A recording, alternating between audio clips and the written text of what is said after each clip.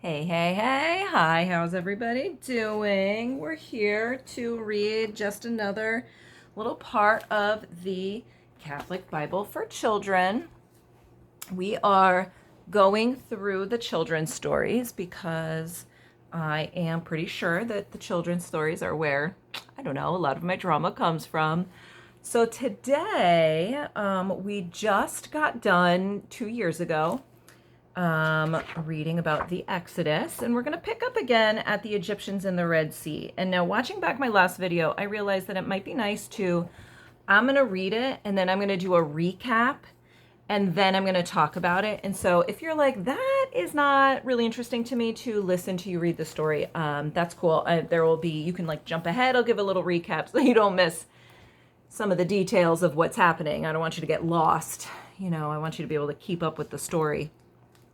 So today we're reading about the Egyptians in the Red Sea. We just left Moses and his people were crossing the desert. They got to the sea, and the people were like, excuse me, they're coming, they're chasing us.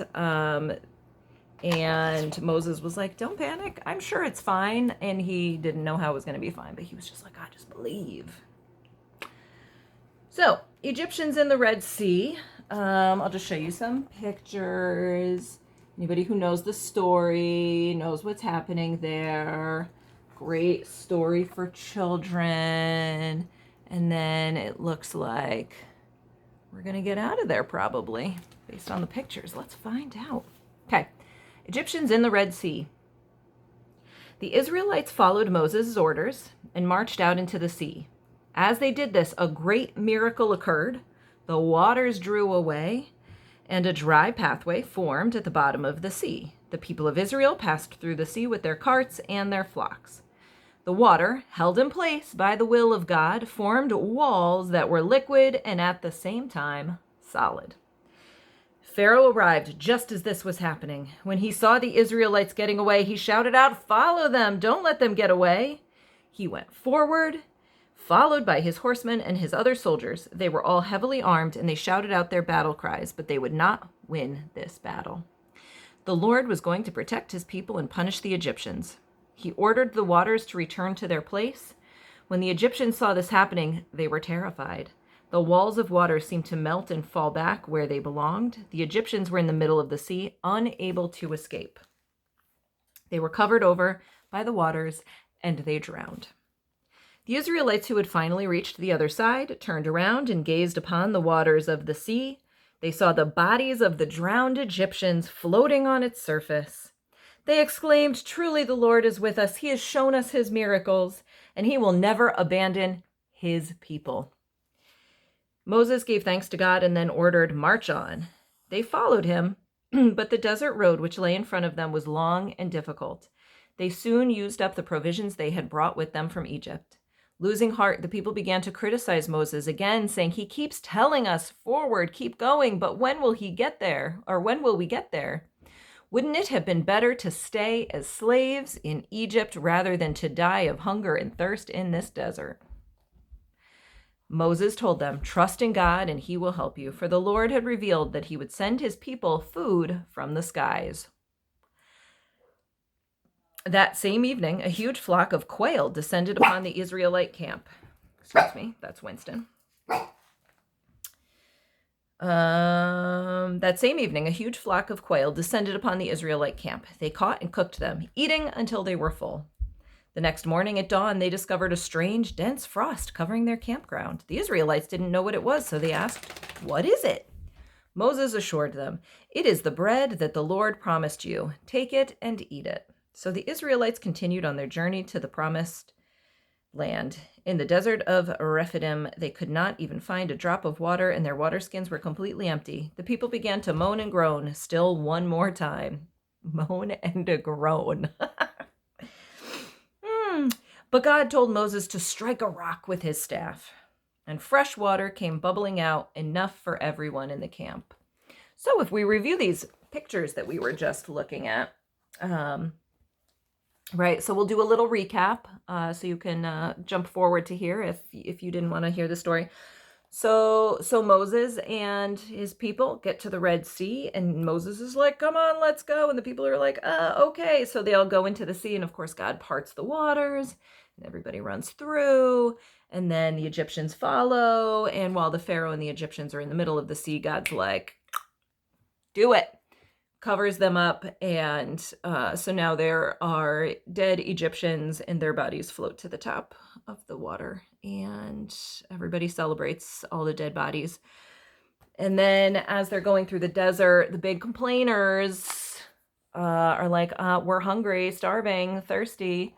God sends them some quail and some, I forget what it is, manna from the heavens. And then also, of course, the miracle of God just tells Moses, "Strike this rock." And Moses is like, "You got it." And then water pours out. So I guess what we learn in the story is, again, it's if you are born into, right, his people, we mentioned this many times, right? Mentioned many times, his people, then you're going to be okay. If not, you get drowned. That happens pretty regularly, right? The last story, all of the firstborn sons are slaughtered, so that the Egyptians will let the Israelites go. And so really, I think what I've learned in this story is, again, be born into the right family. That's really important, because if you are not, then definitely you might get drowned or slaughtered or murdered. Also, I mean, let's be honest, right? They were slaves. I get it. They were escaping slavery. I'm not gonna go past that. I am not a fan of slavery. Also, though, I do think about the fact that maybe God could just have ended slavery. I don't know. Or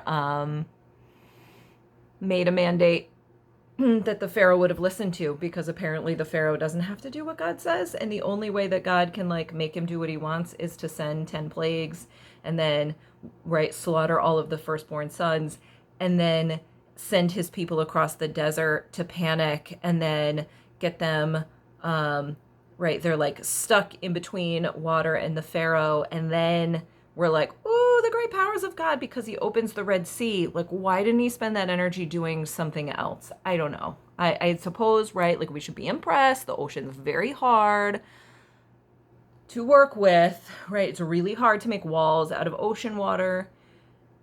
However, I just feel like God's mysterious ways, it's a little dramatic, right? It's a little dramatic. You could just stop slavery.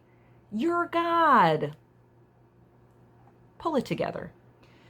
So anyway, seems like we're okay. We're going through the desert. We were starving, moaning and groaning. What a bunch of complainers, starving in the desert, man.